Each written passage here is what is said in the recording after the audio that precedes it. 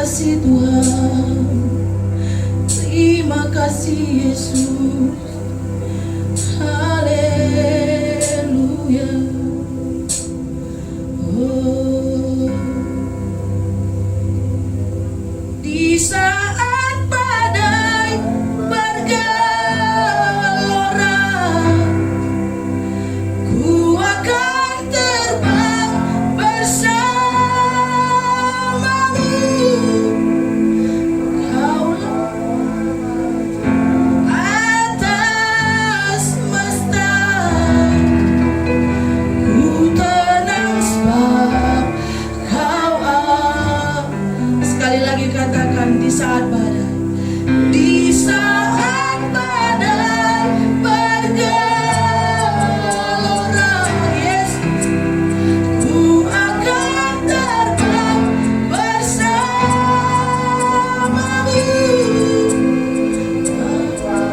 Yes, atas semesta, ku tenang sebab kau ada. Katakan dengan segenap hatimu, di saat badai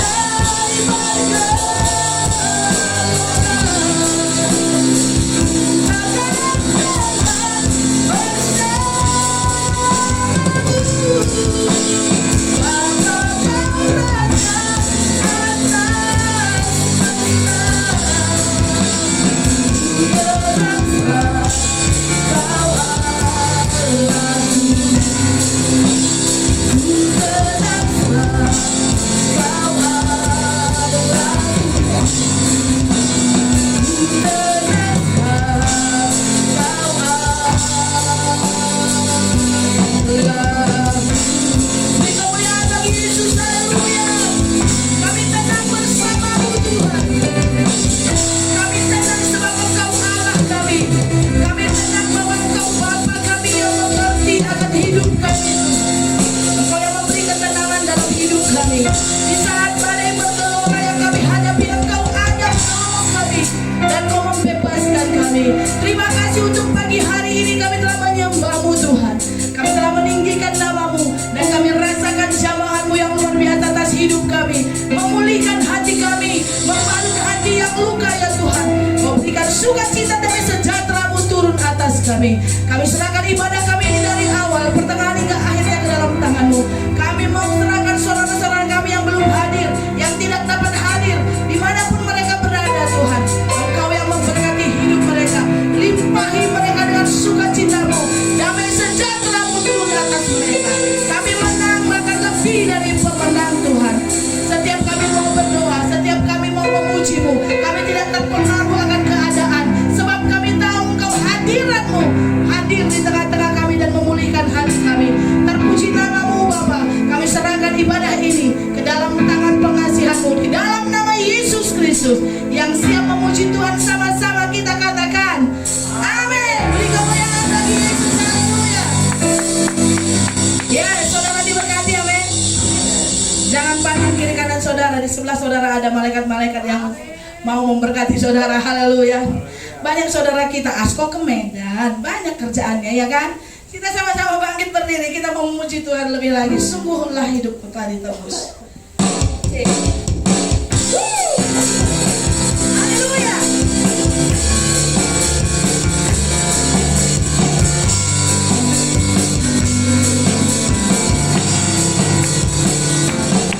Sungguhlah hidupku telah ditebus oleh kuasa darah yang kudus. Sekarang hidupku bukan milikku lagi. Apapun yang Tuhan mau lakukan, apapun yang Tuhan mau inginkan, asalkan Tuhan ku senang, semua ku relakan, namanya dimuliakan. Suka-sukamu, suka-sukamu Tuhan, yes. Suka-sukamu Tuhan, suka-sukamu Tuhan, suka-sukamu Tuhan, suka-sukamu Tuhan, yes. Suka-sukamu Tuhan, suka-sukamu Tuhan, suka-sukamu Tuhan.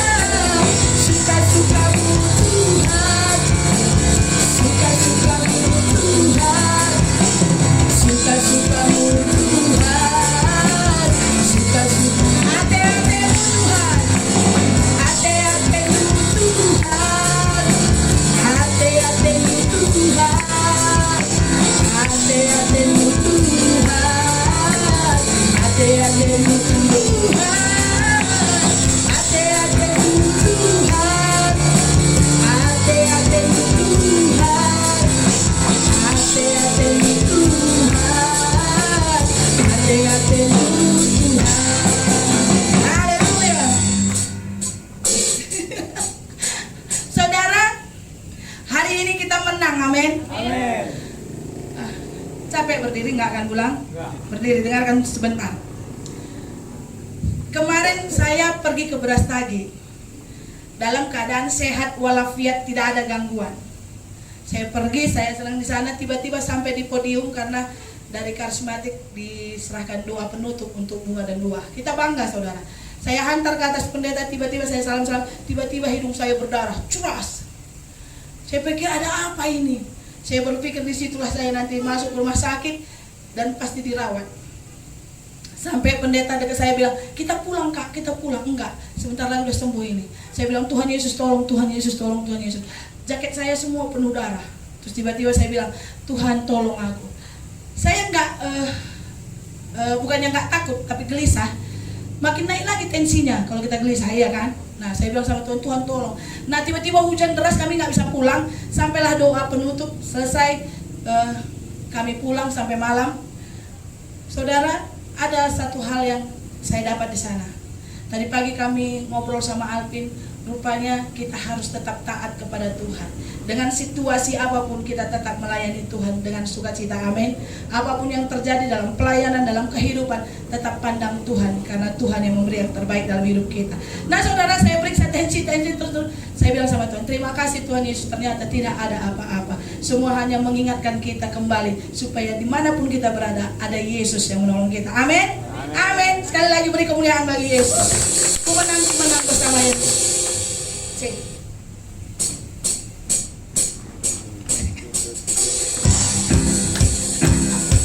Haleluya. Woo! Ku menang bersama Yesus Tuhan. Ku menang di dalam peperangan. Ku menang atas segala setan. Haleluya, haleluya. Ku menang bersama Yesus Tuhan. Ku menang di dalam peperangan. Ku menang atas segala setan. Haleluya, haleluya. Ku menang, haleluya. Haleluya, dia bangkit. Haleluya, dia hidup. Haleluya, dia naik. Rohku ku menang bersama Yesus Tuhan. Ku menang di dalam peperangan. Ku menang atas segala setan. Haleluya, haleluya. Saudara percaya nggak? Kemarin satu pengalaman yang luar biasa. Kami jalan dari sini hujan deras sampai di Brastagi, di open step itu nggak ada hujan, panas. Orang kan bingung kalau kita datang basah, tapi di sana kering. Pendeta bilang begini ke saya, kamu tahu nggak ini Ting? Setan ini berantem, lagi berantem. Dukunnya yang pawang hujan itu lagi berantem. Kenapa berantem? Ku bilang, ternyata ngambil pawang hujan ini bayar mahal. Jadi dukun sama dukun bersaing. Dia bilang, kenapa dukun yang itu dipakai? Dia dapat duit lah. Jadi biarkan dulu setengah acara, nanti kita hantam supaya turun hujan lebih keras lagi, supaya dia gagal, katanya. Ternyata aku di sana kulit benar, saudara. Setengah perjalanan, habis doa penutup, habis nyanyi-nyanyi, pas nyanyi siapa namanya itu, nggak tahu lah, bertarigan, nggak ada yang tepuk, diam, so tiba-tiba hujan turun dengan lebat-lebatnya. Karena di situ bupati mau pulang, ternyata nggak bisa pulang. Ingat baik saudara, setan aja bisa berantem sama-sama setan, apalagi kita anak Tuhan, apa nggak berantem dia sama kita, ya kan? Jadi saya rasakan di sana ada satu kegiatan yang membuat kita tidak tenang duduk diam di sana. Padahal kami sama pendeta, pulang yuk, begitu terus. Tapi pendeta yang bawa doa, dia bilang begini, bupati belum pulang, jadi kita belum bisa pulang, gak enak ditinggal. Jadi kami tunggu-tunggu, rupanya dia gak pulang-pulang. Kenapa? Tiba-tiba hujan deras, sampai selesailah jam 7 baru bisa kami pulang. Ingat baik saudara, kita orang-orang yang dibenarkan, kita harus menang dalam segala hal apapun. Amin. Amin. Sekali lagi beri kemuliaan bagi Yesus. Ku menang bersama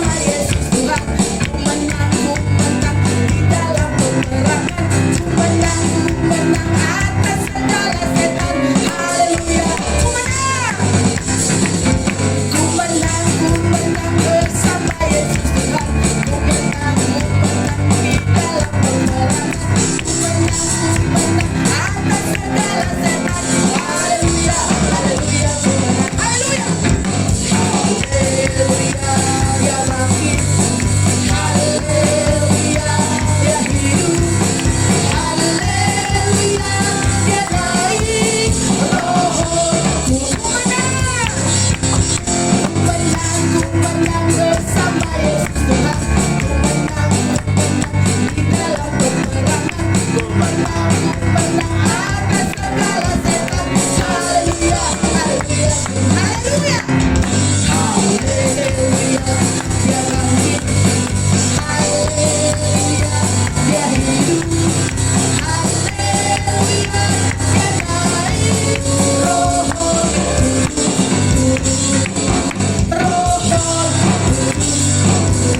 haleluya, beri tepuk tangan bagi Yesus. Silakan duduk saudara.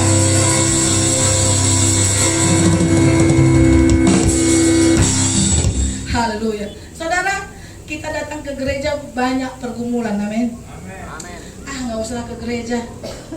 Besok-besok pun tiap minggunya ada hari Minggu. Banyak pergumulan. Nah disitulah kayak pawang-pawang tadi berantem dia. Mana yang menang? Amin. Kita hari ini orang-orang yang dimenangkan oleh Tuhan. Walau dengan keadaan apapun kita harus menang. Amin. Itulah tandanya kita orang-orang pilihan. Kita pemenang, bahkan lebih dari pemenang. Sebab Tuhan mau membela setiap perkara yang kau hadapi. Katakan amin. Kita mau mendengarkan firman Tuhan, bukan dengan kekuatan kami Tuhan.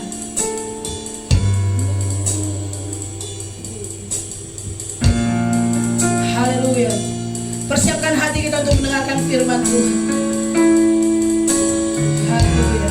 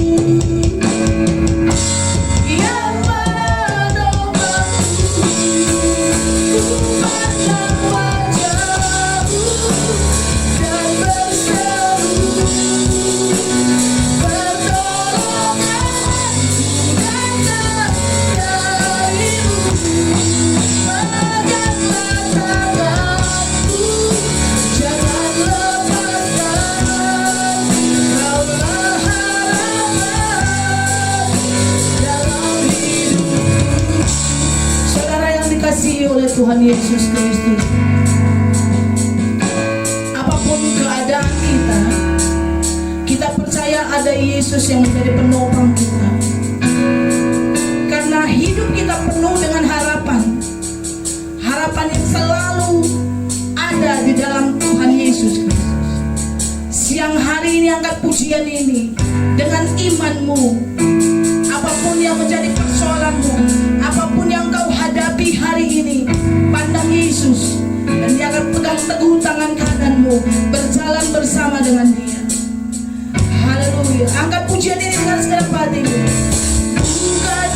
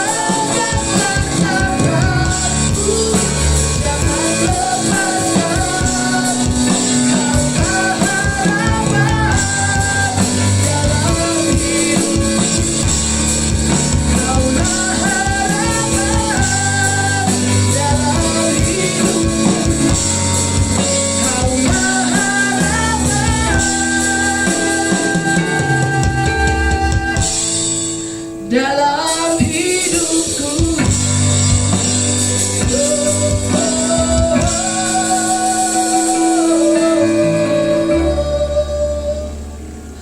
Haleluya. Terima kasih Tuhan Yesus buat berkat-Mu hari ini. Terima kasih sudah Kau berkati kami sampai pada minggu ini Bapa. Kami bisa sehat, bisa bersemangat, bisa memuji nama-Mu. Itu hanya semua karena berkat-Mu Bapa. Dan sebentar kami akan mendengarkan sebagian dari firman-Mu. Berbicara Engkau melalui hamba-Mu Bapa. Kiranya Engkau yang berbicara, hati dan pikiran kami juga tertuju kepadamu, supaya firman-Mu bisa tertanam di hati kami Bapa, dan menjadi kekuatan untuk kami melaksanakan kehidupan kami seminggu ke depannya. Terima kasih Tuhan Yesus, ini doa kami. Haleluya. Amin. Shalom. Shalom. Wih, semangat bilang ini. Udah sarapan tadi bilang? Udah. Apa sarapannya? Teh manis. Oke. Ada yang mau kesaksian? Walaupun kita banyak, masih bisa kesaksian. Bobby dan senyumnya.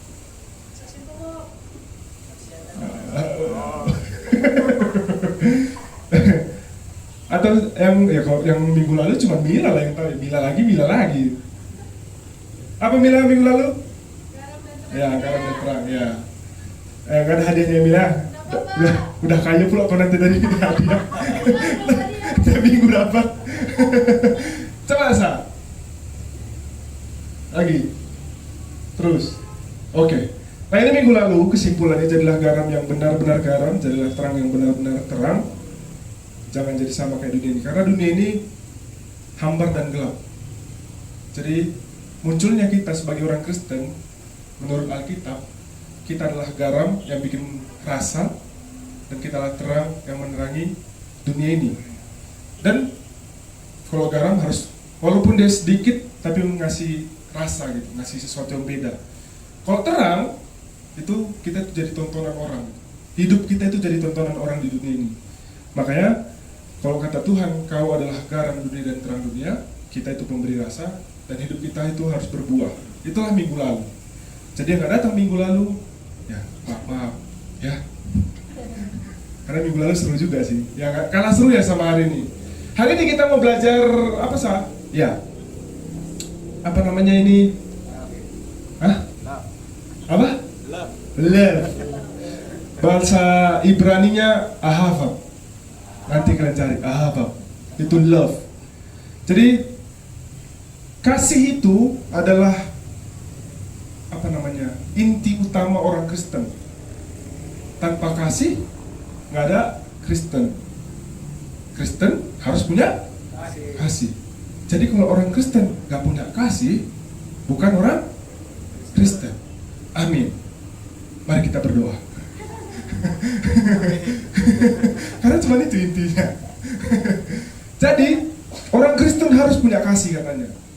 Ayat paling sering, bahkan orang-orang lain tahu, tampaklah pipi kiri, kasih pipi kanan. Tahu nggak di mana tulisannya? Matius, coba Sam, kita sering dengar kan Matius apa kasih pipi kiri, kasih pipi kanan. Coba baca Matius 5 ayat 39. Coba Mila. Gak apa-apa, jangan. Di sini tunggu-tungguannya. Nggak kompetisi, santai. Sini kita saling menunggu. Masuk surganya pun nunggunya. Cuma nggak bisa dibonceng gitu aja. Udah? Matius 5 ayat 39. Coba Mila. Matius 5 ayat 39, tetapi aku berkata kepadamu, janganlah kamu melawan orang yang berbuat jahat kepadamu, melainkan siapapun yang menampar pipi kananmu, berilah juga kepadanya pipi kirimu. Nah, itulah inti utama orang Kristen. Orang di luar sana pun tahu. Jadi kalau orang Kristen kita tampar pipi kirinya, pasti dikasihnya pipi kanan. Aku setuju sama ayat ini. Kalian setuju nggak? Situ. Setuju nggak? Iya, aku kalau ada datangnya orang, ku tampar ya pipi kiriku tanpa ada alasan, ku kasih pipi kananku. Cuman ku bilang gini, udah selesai urusan Alkitab, sekarang urusan duniawi, ku tampar gigi-gigimu.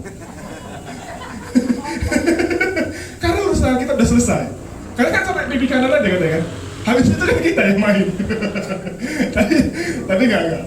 Orang Kristen enggak kayak gitu ya. Katanya intinya kita harus penuh kasih. Tapi kita harus tahu kasih itu apa, gimana kasih itu. Kenapa sih harus kita mengasihi? Itu kan kita harus tahu ya. Bukan kayak tadi kata Bobby benar. Itu kan harafiahnya ya, kasih pipi kiri, kasih pipi kanan, benar. Tapi kan kita harus tahu yang kasih yang gimana sih yang benar. Banyak orang sekarang menyalah artikan kasih gitu. Intinya kalau kita biarin apa-apa ya itu kita karena kita mengasihi dia. Ya udah biarin aja karena aku mengasihi dia jadi aku biarin dia gitu. Nah nanti ada pertanyaan penting dan kalian harus jawab. Jadi sebelum ke situ kita mau ngomongin kenapa orang Kristen itu adalah kasih. Karena Bapak kita pun kasih. Allah adalah kasih. Coba Sa. Nah, Allah itu kasih. Allah sendiri kasih. Jadi orang Kristen harus punya kasih. Ada ayatnya. Kayak sering gue bilang kalau aku khotbah kasih suatu statement itu harus dibarengin sama Alkitab. Based on Bible gitu. Kalau kata Asyang based on Bible. Itu Asyang temanku orang Chinese di bawah. Based on Bible gitu. Jadi 1 Yohanes 4 ayat 8. 1 Yohanes 4 ayat 8. Ini kita agak banyak buka ayat gak apa-apa ya. Ya biasanya pun kayak gitu sih. Jadi mungkin kalian udah terbiasa. 1 Yohanes 4 ayat 8. Mama dapat? Coba Mak. 1 Yohanes 4. Iya tunggu-tungguan, santai aja. Panjang malu. Kalau lomba-lomba kalah emang kita. 1 Yohanes 4 ayat 8. Barang siapa tidak mengasihi, dia tidak mengenal Allah, sebab Allah adalah kasih. Nah, barang siapa yang tidak mengasihi, dia tidak mengenal Allah, karena Allah adalah kasih. Jadi kalau kita nggak punya kasih, kita nggak mengenal Allah. Ya sama sih kayak yang ada gunanya kita jadi orang Kristen kalau kita nggak mengasihi, ya kan? Setuju ya? Karena kalau udah kita setuju, baru kita lanjut. Kalau nggak setuju, kita harus setuju.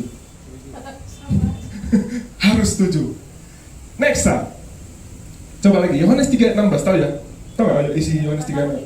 Karena begitu besar kasih Allah kepada dunia ini, maka Dia memberikan anaknya satu-satunya yang tunggal untuk menebus. Itu kasih Allah. Dia udah kasih, dia juga mengasihi. Oke? Oke? Ada lagi ayatnya. Yohanes berapa sah?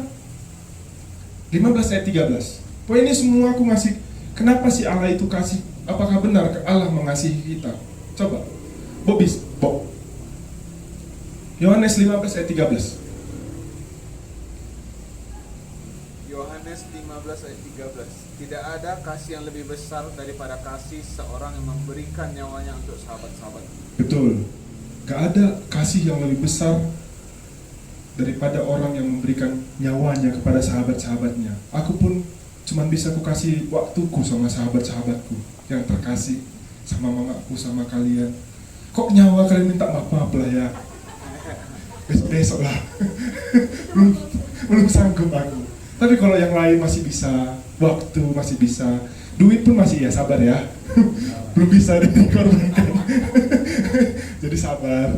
Jadi Allah memberikan nyawanya melalui Yesus Kristus. Oke? Ada satu lagi ayatnya. Roma 5 ayat 8. Coba Mak, dapat ya?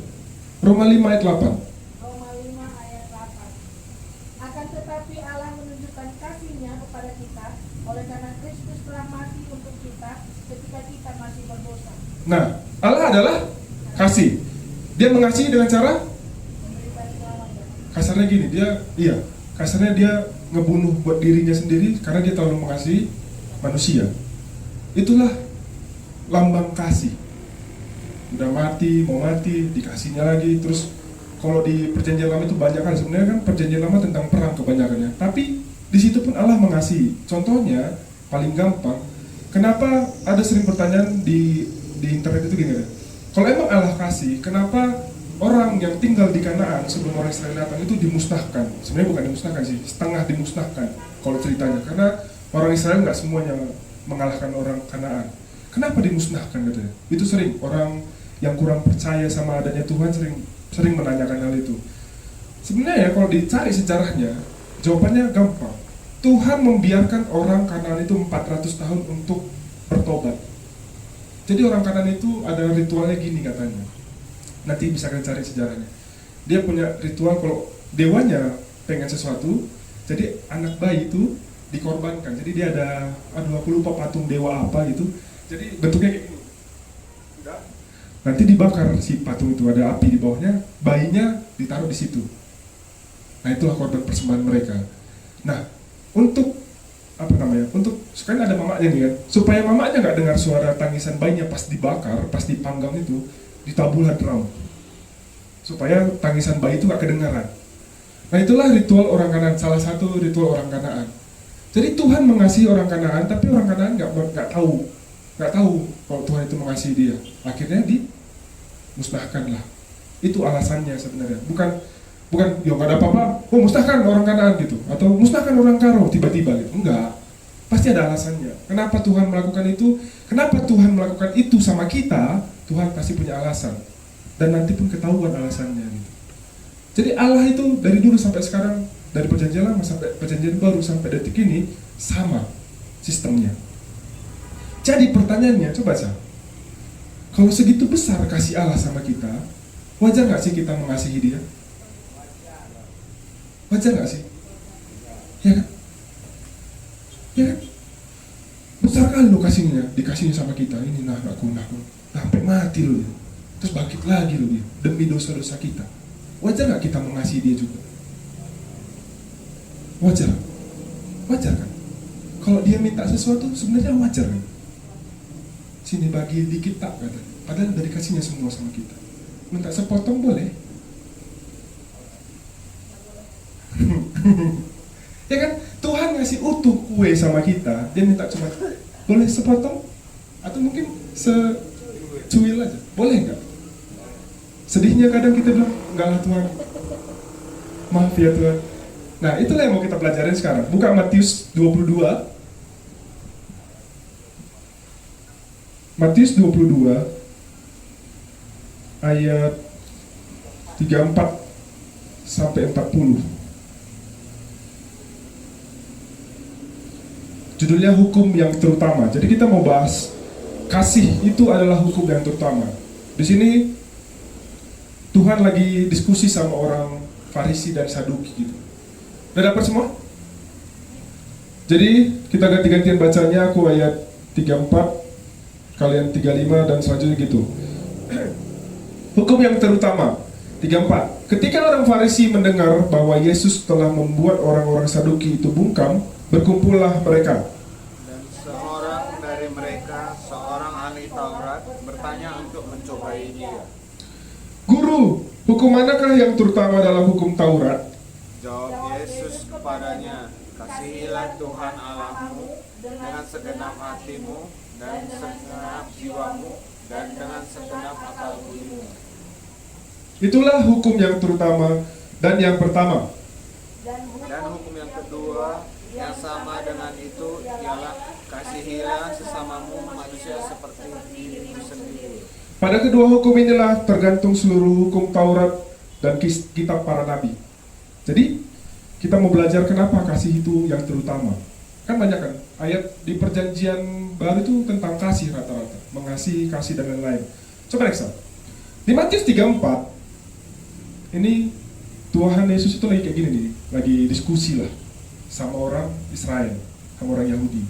Di situ ada orang Saduki, ada orang Farisi. Oke? Coba next. Nah, ini. Kalian tahu nggak orang Saduki sama orang Farisi ini apa sebenarnya? Kita kan orang Farisi, orang Saduki. Kau itu orang Farisi, kau itu orang Saduki. Terus ditanya, Saduki apa, Mak? Apa, Mak? Apa sah orang Farisi? Manusia. Jadi orang Farisi dan Saduki ini sebenarnya sekte, aliran, kepercayaan. Israel itu kan agamanya satu ya, Yahudi. Yahudi itu suku sebenarnya tapi dijadikan agama. Oke? Nah, di dalam Yahudi ini ada lagi sekte-sektenya.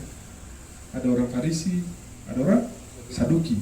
Nah, yang dua ini orang yang paling ahli-ahli Tauratnya lah gitu. Ya fanatik dia. Nah mereka pun dibagi lagi, orang fanatik, orang yang lebih mengerti gitu kayak pendeta-pendetanya lah. Jadi mereka ini punya pemerintahannya lah, mereka salah satunya yang megang. Orang Saduki ini adalah orang-orang kayanya, ke atas, levelnya di atas, banyak duit. Jadi orang Saduki itu nggak peduli sama orang bawah, dan dia straight, bukan fanatiknya itu parah gitu. Pokoknya di luar Taurat nggak ada yang lain. Jadi Taurat itu ada 5 kitab yang kita ini, Kejadian, Keluaran, Imamat, Bilangan, Ulangan. Itulah Taurat buat orang Yahudi. Udah? Jadi mereka firman itu cuma 5, nggak ada yang lain. Oke? Nah Farisi itu menengah ke bawah. Ya lebih liberal, lebih menerima apapun gitu. Nah dia deket sama rakyat. Udah? Tapi sama-sama ahli Taurat. Sama-sama pinter. Dan nggak pernah gabung, nggak pernah bersatu, nggak pernah sependapat. Tahu nggak? Cuma sekali dia bersependapat seumur hidup ini, seumur dunia ini cuma sekali dia berpendapat sama. Tahu nggak pas kapan? Pas mau nyalibkan Yesus. Cuma sekali itu dia bersama, sama-sama mau nyalibkan Yesus. Selebihnya nggak pernah.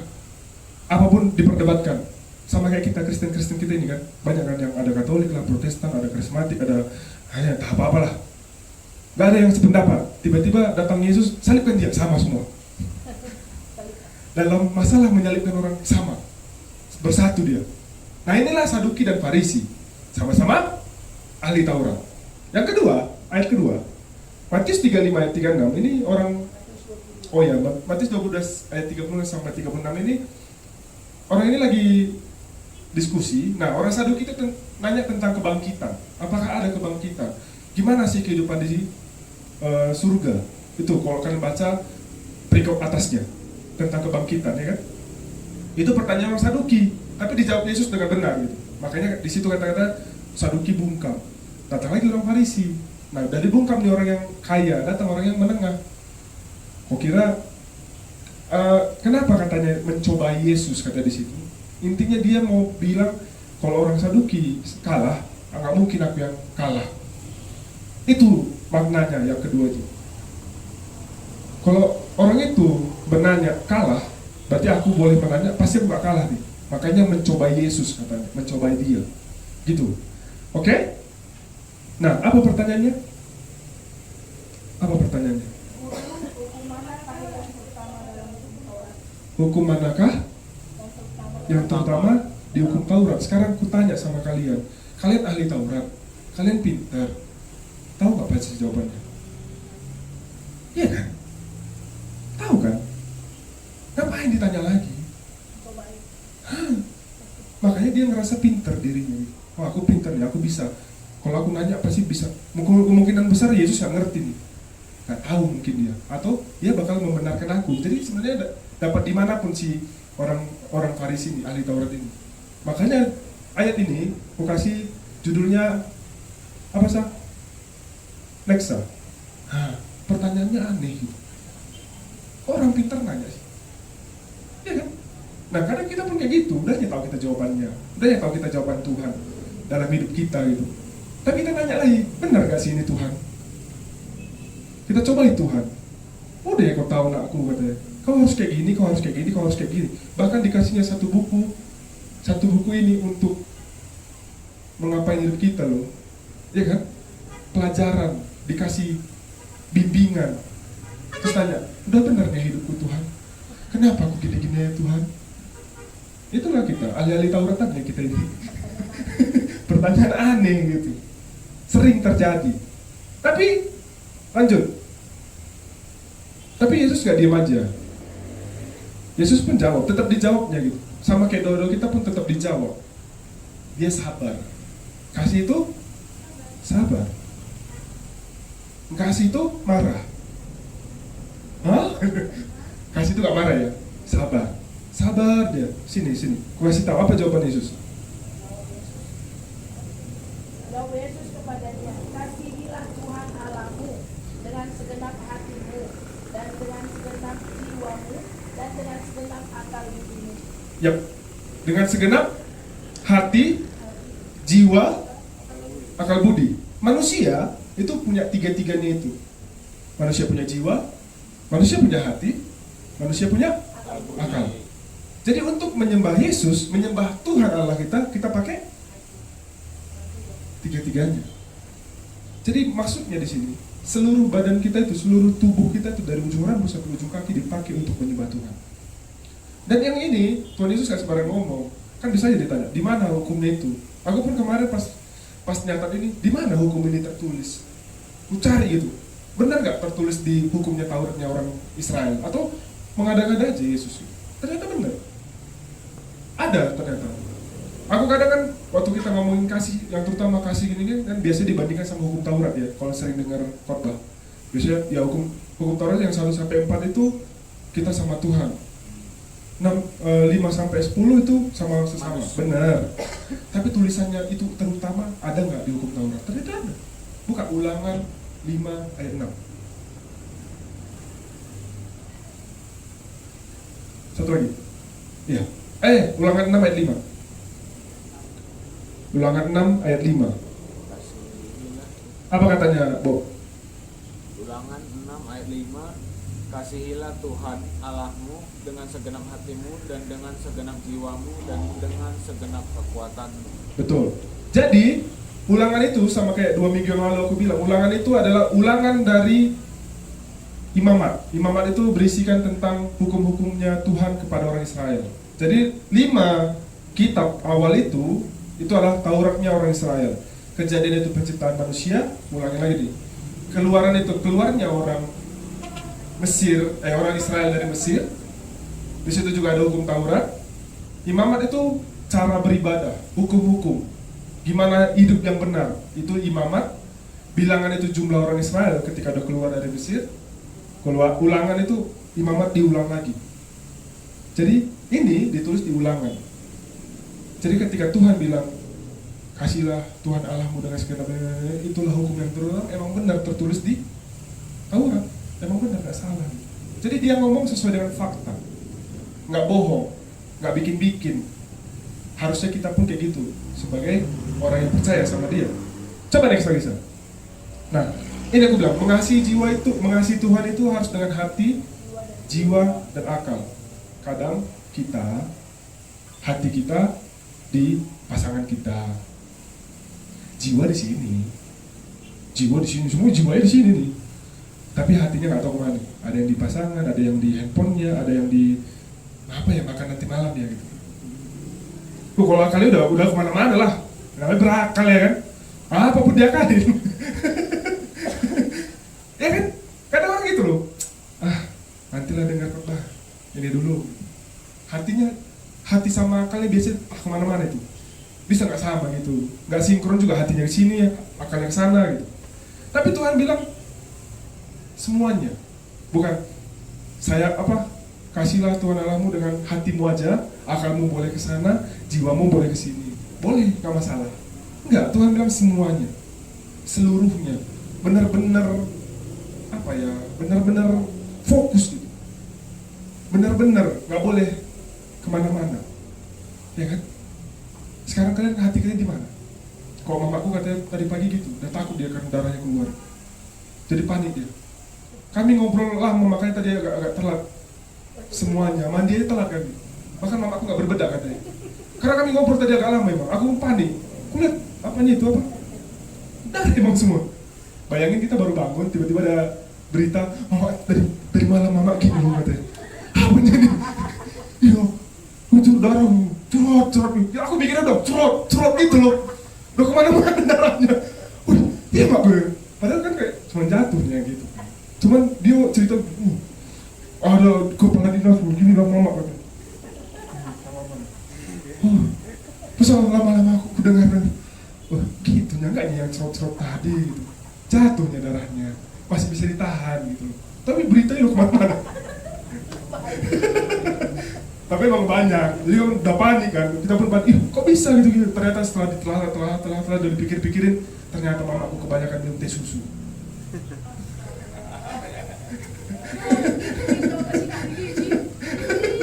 Cuma itu ternyata masalahnya. kebanyakan minum teh susu, kebanyakan makan, terus kebanyakan kegiatan, kebanyakan semuanya. Terakhir dia bilang, emang serakah mama semalam nak, katanya. Ya udahlah, wajar lah. Iya kan? Makanya hatinya, kemarin hatinya kayak kemana-mana itu, nggak bisa fokus dia. Makanya tadi pun akhirnya sekarang kami bisa fokus. Oh udah dapat masalahnya, oh di sini ternyata. Gitu loh kalau kita memberikan segalanya gitu loh maksudnya. Aku sama mamaku tadi pagi itu kami memberikan segalanya dalam cerita itu. Semuanya kami buka. Hati kami fokus sama kami, akal kami sama, jiwa kami sama.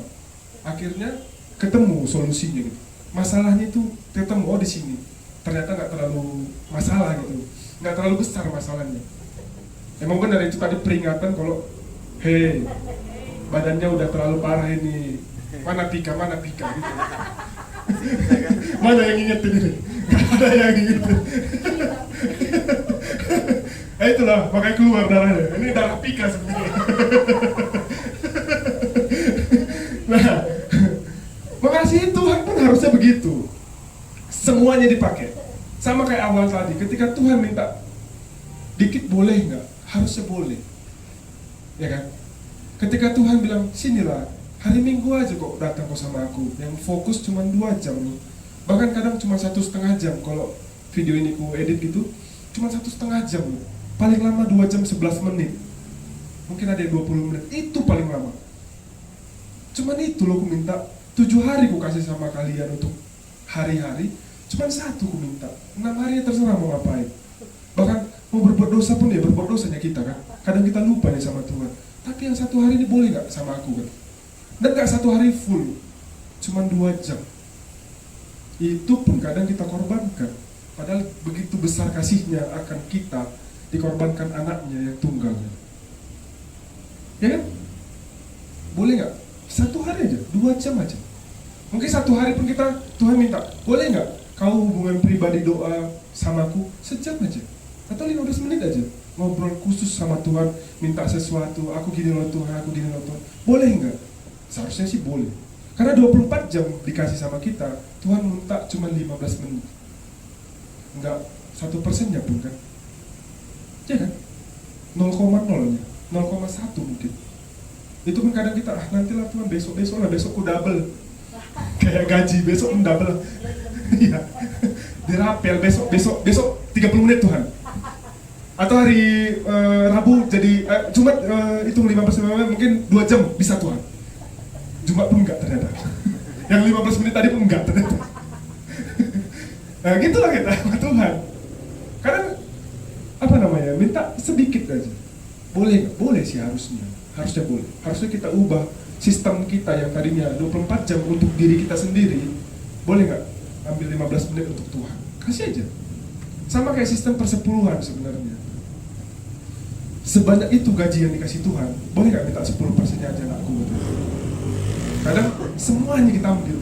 Enggak Tuhan, masih ada cicilan ini, Kredivo, Shopee Pay, ada cicilan itu, cicilan ini, home credit. Nggak bisa Tuhan. Kalau aku kasih sama Tuhan nanti datang debt collector. Diteleponin aku terus Tuhan, nggak bisa ya nanti ya Tuhan ya. Padahal gaji full dikasih sama kita. Setiap bulan, mungkin setiap hari, ya kan? Tapi untuk Tuhan kayak kita masih, ya ada kemarin yang bilang 2.000 koyak jadi kasihnya. 2.000 koyak. Terus udah 2.000 koyak digulung lagi. Itu kasih ke Tuhan. Kan aneh sebenarnya. Padahal yang 100.000-nya dikasih Tuhan sama kita gitu. Nah itulah untuk kita pikir-pikirkan lah. Ya. Next. Nah, Matius 6 ayat 33 ini mungkin ayat yang paling sering gue bawa ya. Carilah dahulu kerajaan Allah, maka semuanya akan ditambahkan kepadamu. Itu inti awal itu adalah itu tadi, semuanya mencari kerajaan Allah, semuanya. Jadi kalau minta sesuatu, kita nggak datang ke Allah dulu. Pertanyaannya dapat apa enggak? Kadang kita kebalik tau, kita cari dulu segalanya baru kita cari Tuhan. Terus kita bilang capek Tuhan, pusing kepala, kok gini-gini sih hidupku. Coba balik, cari dulu Tuhan, dapat gak semuanya? Itu pernah ku lakukan gitu. Jadi aku ngetes ayat ini makanya sering ku buka, ku kasih itu, ini ku tes gitu, bener nggak ku kasih segalanya kalau ku taruh duluan kau gitu. Jadi emang bener loh, emang bener gitu. Ya nggak tahu lah kalian, tapi aku ngerasain gitu.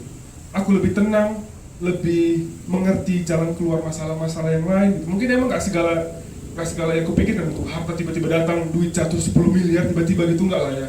Aku pun kaget, kubrak, rusak pula rumahku kan, dari atas jatuh, koper besar, brak, 10 M, wih, udah suatu hari ini ya gitu. Nggak kayak gitu, nggak yang itu yang awalnya itu yang ku harapkan gitu. Tapi ternyata yang dikasih beda, bahkan lebih. Tenang itu ternyata nggak bisa dibeli loh. Hati, pikiran yang fokus, tenang itu ternyata nggak bisa dibeli. 10 miliar nggak guna. Ada kata-kata gini, ku kasih kalian sekarang 200 juta, tapi besok mati, mau nggak? 200 juta, atau berapa kalian butuh lah? Ku jual rumah-rumahku semua, ku kasih ke kalian, tapi besok mati. Ya, ternyata hidup itu lebih penting. Ya kan? Mau berapapun kau bayar hari ini, kalau aku besok mati, mending gak usah. Mending besok aku hidup, hari ini bingung gak lawanku, tapi aku besok hidup ya. Gitu juga sama Tuhan, ternyata lebih penting hidup kita daripada yang lain gitu. Makanya cari dulu dahulu kerajaan Allah. Kerajaan Allah itu memberikan ketenangan, makanya dapat semuanya. Kalau gak tenang, susah dapat semuanya. Itulah mengasihi Allah. Oke? Lanjut Sa. Lanjut lagi. Oh ya, yang kedua, Matius 22 ayat 39, katanya, Mila, iya gak apa-apa, kayak aku bilang tadi, kita gak lomba-lomba, santai aja. Matius 22 ayat 39. Matius 22 ayat 39. Dan hukum yang kedua yang sama dengan itu ialah kasihilah sesama manusia seperti dirimu sendiri. Nah, yang ini yang lebih penting juga, bukan lebih penting, sama pentingnya. Kasihilah, apa Sa? Apa? Mengasihi yang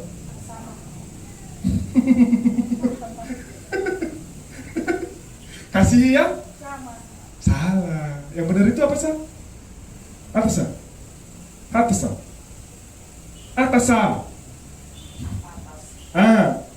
Mengasihi Sama. bukan yang sama. Sama.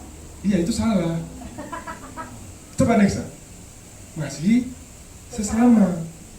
Kalau yang sama berarti yang Kristen-Kristen aja yang kita kasihi loh. Yang Cina-Cina aja. Enggak yang karo-karo aja, yang bata-bata, yang Jawa-Jawa. Itu yang sama. Tuhan gak nyuruh itu loh. Sesama katanya. Kalau yang sama-sama aja ya. Kalau orang Israel tadi, orang Israel aja lah yang diapain. Ya kan? Sesama manusia katanya. Mengasihi sesama bukannya. Kalau sama orang karo aja. Iya. Gak teman aku sama Mila, gak teman aku sama Bobby.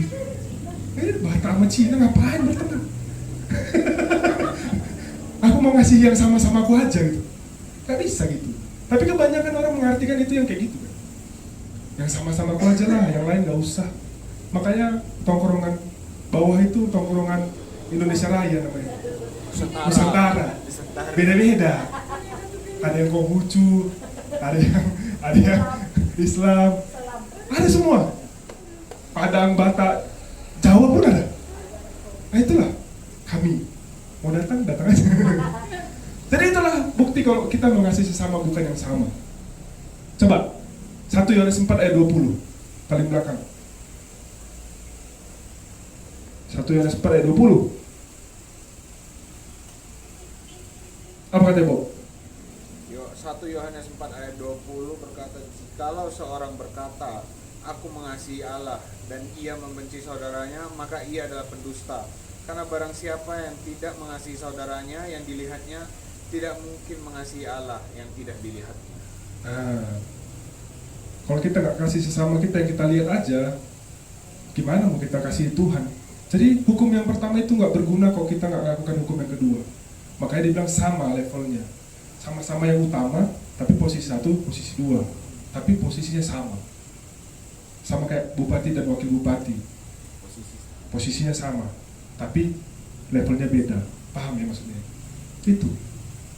Jadi, kalau kita nggak mengasihi sesama, kita nggak bisa mengasihi Allah. Nggak guna.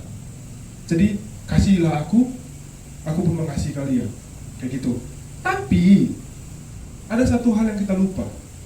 Iya, aku banyak orang kayak gini. Aku pasti mengasihi sesamaku. Apapun dia butuh, ku berikan. Mila butuh ini, ku berikan. Bobby butuh ini, ku berikan. Pulang, ku berikan. Piring, ku berikan. Mama yang beri sama aku. Gitu kan? Ada kan orang yang kayak gitu, jor-joran. Oh ya, aku mengasihi sesamaku. Itu di Alkitab. Tapi dia lupa satu. Dia lupa mengasihi dirinya sendiri.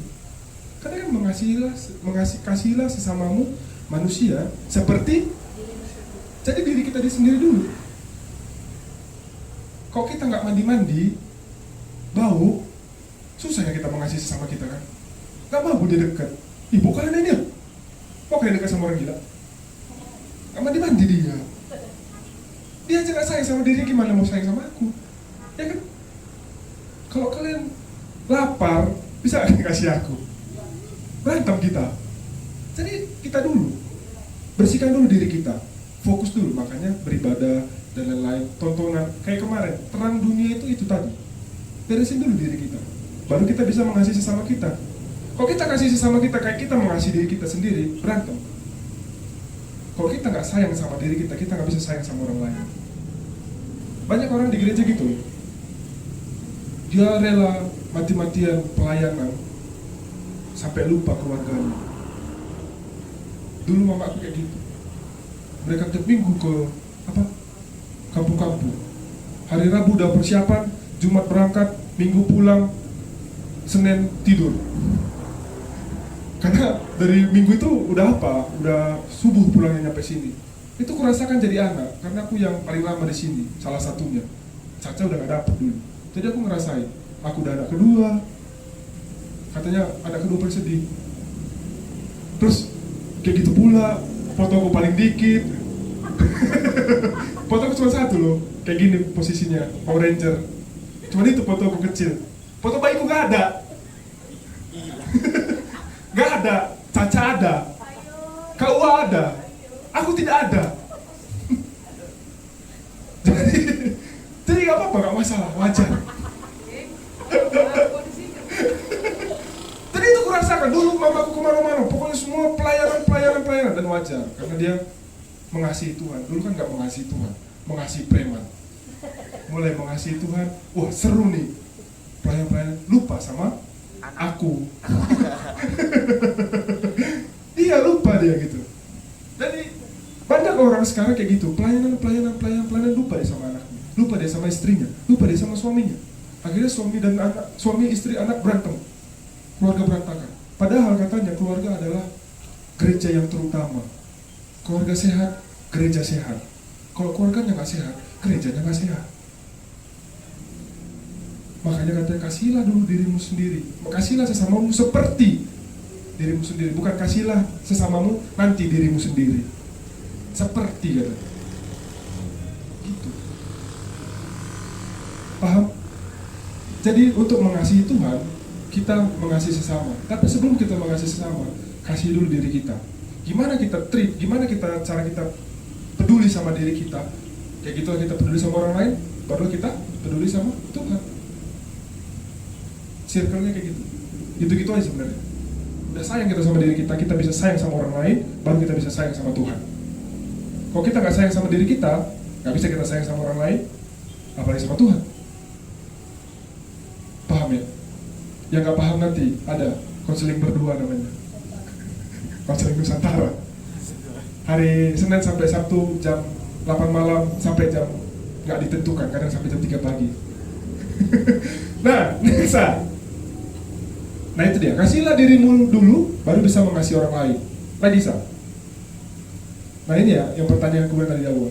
Menegur itu termasuk mengasihi nggak? Kalau dia salah, misalnya Bobi salah, kok salah loh Bob? Jangan begini. Itu termasuk kasih? Atau bukan? Kasih. Menurut kalian, kasih. Menurut Mila? Menurut Biri? Kasih, iya betul. Kayak mama sama anaknya. Kadang kita pikir mama kita nyubit kita dulu kan, kita pikir dia benci sama kita. Padahal kok salah gitu. Itulah cara menegurnya. Aku paling ingat mamaku masukkan sabun ke mulutku. Dulu aku benci loh. apa sih ini? Ternyata tuh nggak apa alasannya? Kenapa bisa masuk sabun itu? Karena malas mandi. Bau kalau, bau kalau. Udah mandi kan? Karena aku dulu mandi takut dingin. Jadi kalau di mandi nangis, gitu. Dulu itu ku ingat kali. Kenapa? Karena itu berbekas gitu. Karena bekasnya aku mikir, mama itu nggak sayang sama aku gitu. Sebenarnya itu bukti, itu apa namanya? Agak susah sih bilangnya, tapi emang itu bukti kasihnya. Kau tuh harus mandi, kau tuh harus bersih. Karena kau dilihat orang gitu. Kalau nanti kau nggak dilihat orang, ini anak mama Christine, jelek kali bau pula gitu kan? Nggak seru, ya kan? Makanya cara ngasihnya menegurnya begitu. Cuman masalahnya sabun masuk mulut kan gitu aja. Kan bisa dicubit ya. Apa kayak yang lain gitu. Gitu. Itu ku ingat kali itu. Aku udah untung gak mati di sini. Nah, tapi di situ posisinya mama aku belum kenal Tuhan, jadi wajar, masih kenal preman-preman. Jadi wajar. Itulah cara dia mengasihi anaknya. Nah, aku dulu berpikir bapak aku itu paling sering nasihatin orang gitu. Apa-apa dinasihatin, apa-apa kau salah, jangan kayak gitu, kau salah, jangan kayak gitu. Jangan dibikin kayak gini, jangan bikin kayak gini. Bahkan sama anaknya pun kayak gitu. Jangan gitu, itu gak bagus. Udah ambil ini aja, kau bakal sukses di sini. Kau harus kayak gini, kau harus kayak gini, kau harus kayak gini, harus sini. Itu kan teguran sebenarnya. Dulu aku dapatnya gini, apa sih? Kan lebih tahu aku, hidupku kok. Kau tahu apa gitu? Itu kasarnya. Kau tahu apa sih? Orang kau pun di kaban jahilnya gitu, mikirnya dulu. Kau gak bakal tahu apa-apa. Terus orang pun ku dengar dia ngomong sama orang, ngapain sih pak? Sampai pun aku bilang, ngapain sih pak? Nasihatin orang ini dia gak mau dengerin loh. Udah. Pas bapakku dari peti mati, ada satu orang datang sama aku. Aku lihat mukanya tapi dia bisik. Bener ya kata bapakmu Pin katanya. Kamu cuman dengar orang kita lagi sedih tiba-tiba ngomong gitu kan, apa ini? Bener ya kata bapakmu kata gitu. Terus dia pergi. Terus aku di situ aku nggak terlalu peduli lah, pokoknya aku fokus sama bapakku udah mati nih gitu kan. Tiba-tiba lama-lama, ada pendeta siapa gitu, aku dengar mereka cerita. Apa nggak ada ya kayak bulan dulu, ada Pak Sastra mungkin apa nggak ada ya kayak bulan dulu, nggak ada lagi yang nasihatin kami gitu. Ternyata kalau kita nasihatin orang itu emang di situ dia nggak kena mungkin, tapi ternyata tertanam di hatinya sama di pikirannya. Nanti lama-lama dia ingat, oh pernah bapak itu ngomong gini. Makanya sekarang aku berpikir kalau dia salah udah nasihatin aja, ternyata kita harus bilang. Itulah bukti kalau kita mengasihi dia. Kalau dia nggak salah, dia salah kita diam, ternyata kita nggak mengasihi dia. Ternyata bapakku sayang sama aku, ternyata bapakku sayang sama orang-orang teman-temannya pendeta-pendeta itu, makanya dia menasihati, menegur. Ternyata dia sayang. Tapi kita waktu dia kasih tahu ternyata enggak loh. Ada ayat yang bilang kayak gini, coba buka Amsal. Ini ayat bagus sekali menurutku.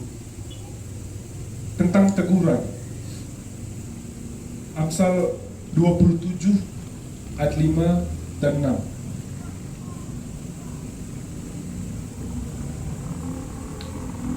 Apa katanya, Bil?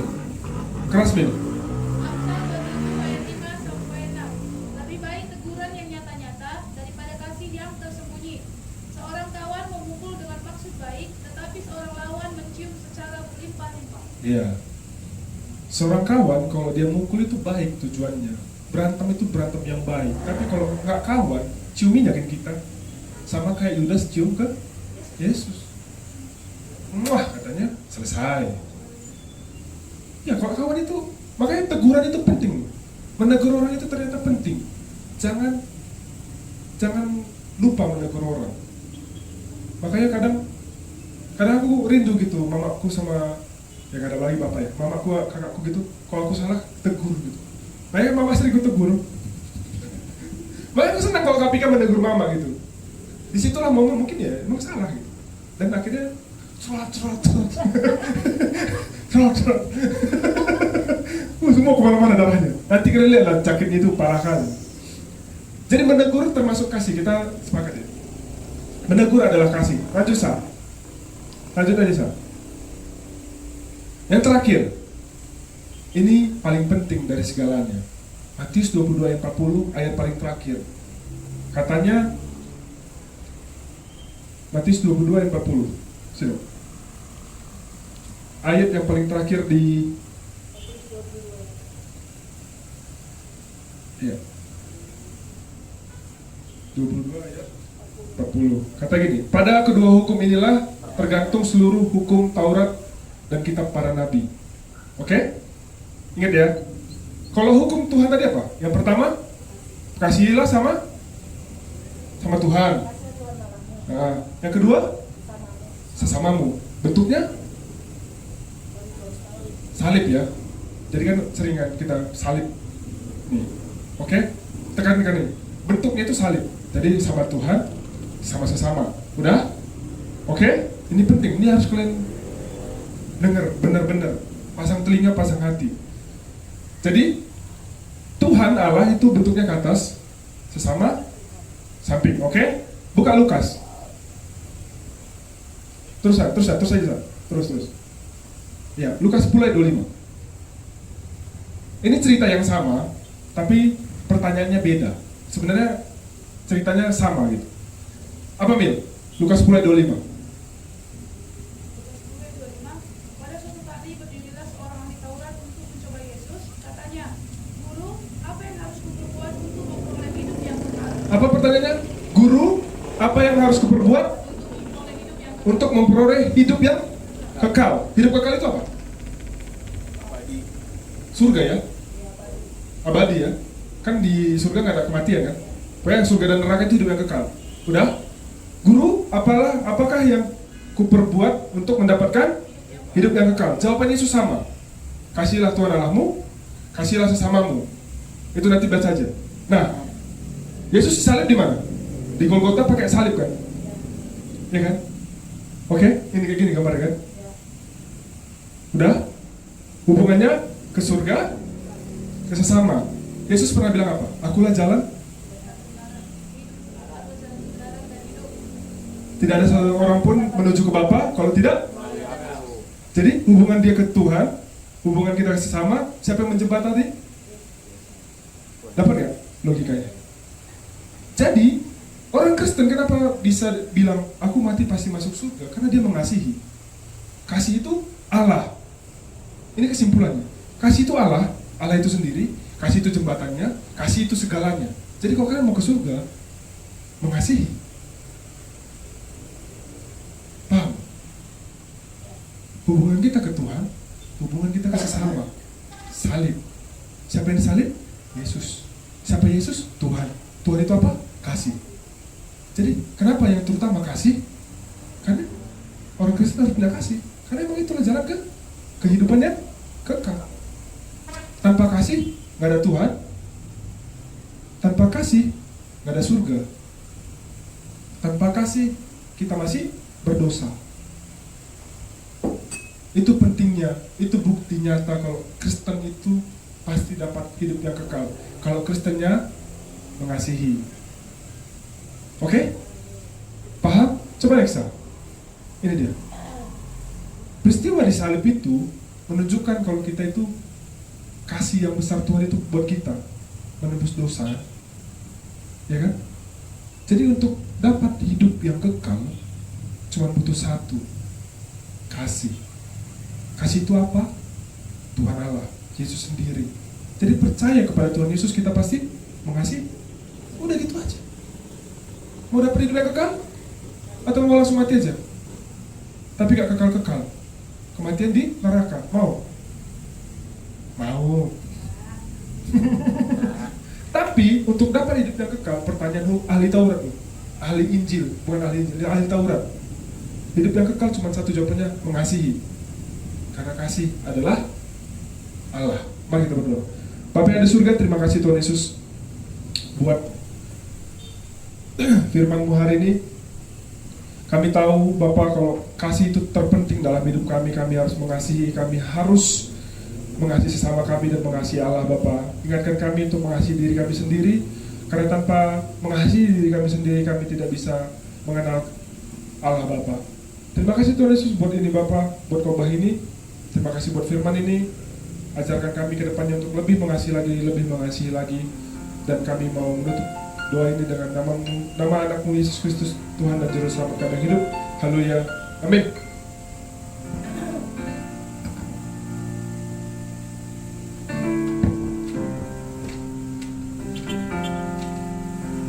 Puji Tuhan saudara kekasih dalam nama Yesus Kristus, karena ini minggu pertama kita akan masuk dalam perjamuan kudus. Semua kita diberkati, amin. Kita diberkati lewat firman-Nya, kita diberkati lewat perjamuan kudus. Jadi karena kita tidak seberapa banyak, nanti kita angkat pujian kita ambil sendiri-sendiri ke depan. Perjamuan kudus, ambil roti dan anggurnya.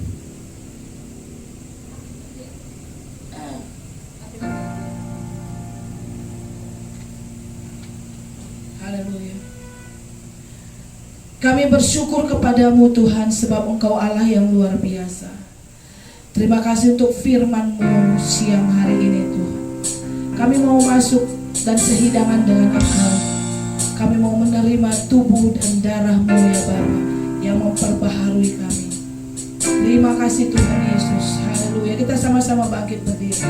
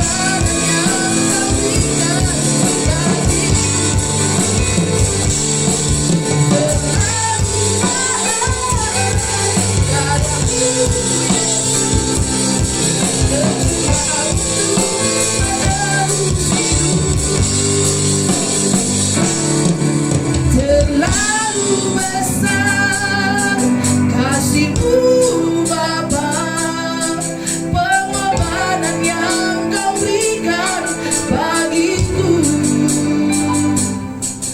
Terlalu mahal darah-Mu Yesus, tercurah untuk menebus hidupku. Yesus Kristus, ambil roti di tangan kananmu.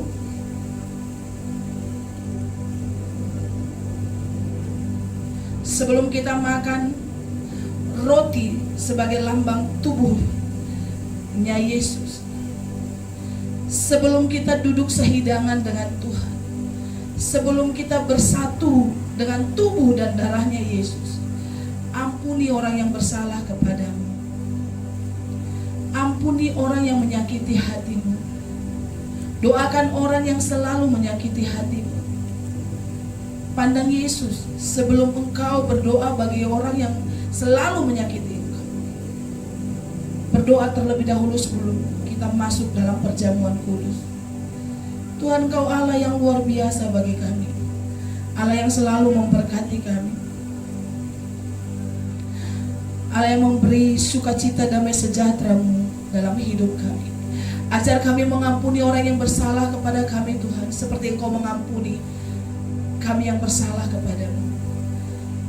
Kami mau masuk dalam hadirat-Mu, kami mau duduk sehidangan dengan Engkau ya Bapa. Layakkan kami, sucikan hati dan pikiran kami fokus kepadamu Bapa, sehingga kami mampu mengampuni orang yang bersalah kepada kami. Terima kasih Tuhan Yesus. Saudara, angkat roti di tangan kananmu dan dengarkan firman Tuhan.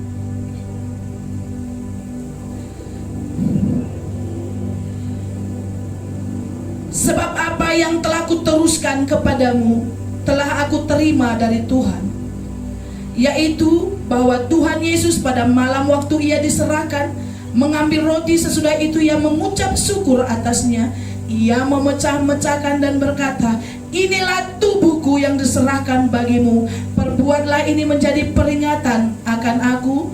Angkatlah roti, mari kita berdoa. Terima kasih Tuhan Yesus atas pengorbananmu di kayu salib. Terima kasih untuk tubuhmu yang hancur menggantikan kami. Mari setiap orang yang percaya, inilah tubuh Yesus, makanlah dalam nama Yesus.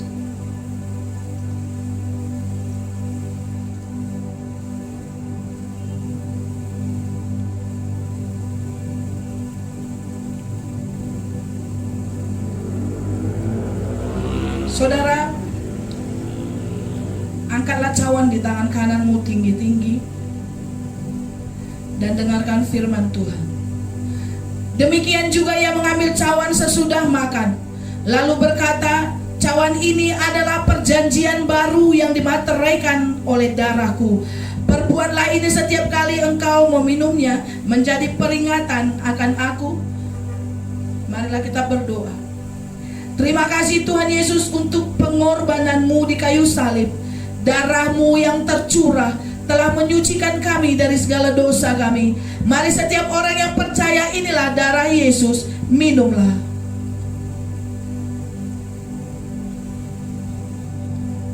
Haleluya.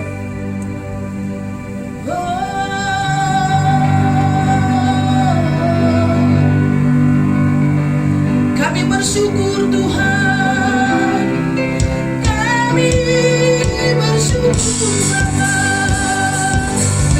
kami bersyukur Yesus. Terima kasih untuk darah-Mu, terima kasih untuk tubuh Tuhan.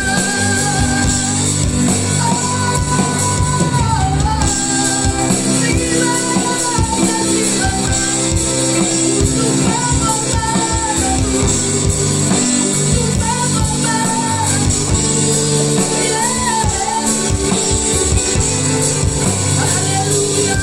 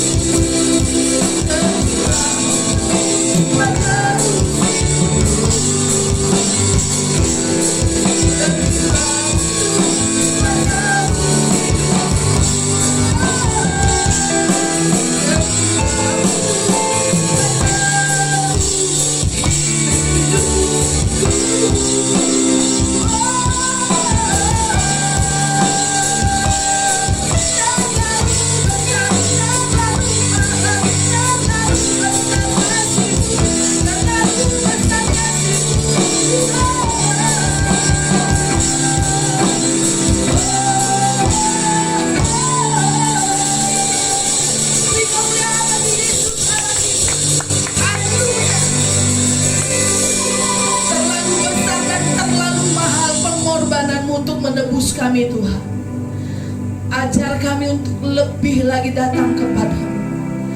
Ajar kami Tuhan Yesus memperbesar kasih kami kepadamu dan kepada sesama kami.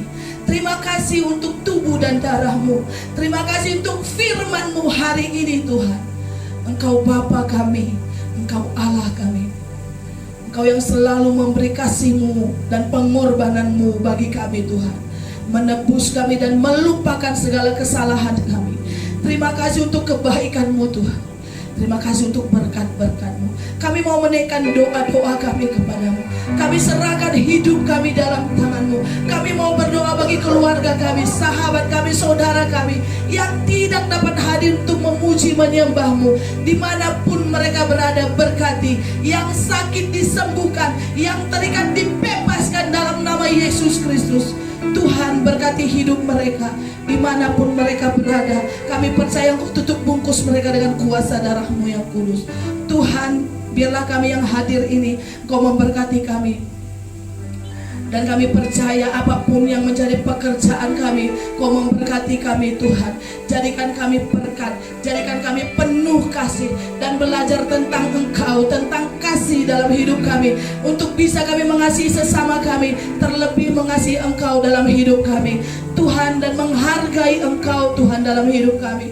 Terima kasih untuk berkat-berkat-Mu. Kami mau berdoa bagi bangsa dan negara kami. Berkati bangsa Indonesia, berkati Bapak Presiden kami yang terpilih Tuhan Yesus, yang memimpin kami. Berkati Sumatera Utara, berkati Tanah Karo. Tuhan, Engkau yang pulihkan bangsa kami. Engkau memulihkan Tanah Karo Tuhan Yesus, pertanian Tanah Karo. Oh Tuhan Yesus, sebentar kami akan memilih para yang selalu memberkati Tanah Karo Tuhan, yang memimpin Tanah Karo. Berkati pemilihan nanti Tuhan. Siapapun yang terpilih sebagai pemimpin kami, diberkati, dan itulah perpanjangan tangan-Mu. Berkati kami Tuhan Yesus. Tuhan, sebentar kami akan akhiri ibadah kami pagi hari ini. Berkati hidup kami Tuhan. Berkati sepanjang minggu ini, sepanjang waktu Tuhan. Biarlah kami terus lebih dekat kepadamu. Dan sebelum kami berpisah, kami akan memberikan persembahan Tuhan Yesus. Tangan-tangan yang akan memberi, Engkau memberkati kami 30 kali ganda, 60 kali ganda, bahkan 100 kali ganda. Engkau memberkati kami Tuhan Yesus. Engkau memberkati anak kami Alvin dalam pelayanannya, berkati dalam kuliahnya, berikan dia kepintaran, ingatan yang tajam. Apa yang dia butuhkan diberkati Tuhan. Masa depannya, jodohnya ada dalam tangan-Mu. Yang terbaik, yang terpuji, yang termulia, itu yang Kau berikan bagi dia. Berkati juga cucu kami Esa Tuhan dalam musik. Berkati dia lebih bertanggung jawab, lebih takut akan Engkau, dan duduk diam di kaki-Mu, menyerahkan keluarganya, orang tuanya, adiknya. Jadikan dia menjadi tiang doa bagi keluarganya Bapa. Berkati aku sebagai hamba-Mu Tuhan. Tuhan berkenan kepadamu Tuhan. Pelayanan ini kami serahkan ke dalam tangan-Mu. Dengan adanya gereja-Mu di tempat ini, bertambah-tambah jiwa Tuhan Yesus yang selalu memuji meninggikan nama-Mu. Dan gereja ini menjadi berkat bagi sekeliling kami. Berkati Laucimba Tuhan, berkati lurah kami Tuhan Yesus. Bapa, kami tahu gereja-Mu Tuhan diberkati, dan Engkau yang melayakkan kami untuk terus melayani Engkau. Terima kasih Tuhan Yesus, Engkau Bapa kami, Engkau Allah kami, Engkau Raja kami. Tuhan, kami akan berpisah satu dengan yang lain dari tempat ini. Kami serahkan hidup kami dalam tangan-Mu. Ajar kami menghitung hari-hari kami Tuhan, sehingga kami beroleh hati yang bijaksana. Terima kasih Tuhan Yesus, ini doa kami Bapa. Sebelum kami berpisah satu dengan yang lain, kami akan menerima berkat yang datangnya daripada-Mu Bapa.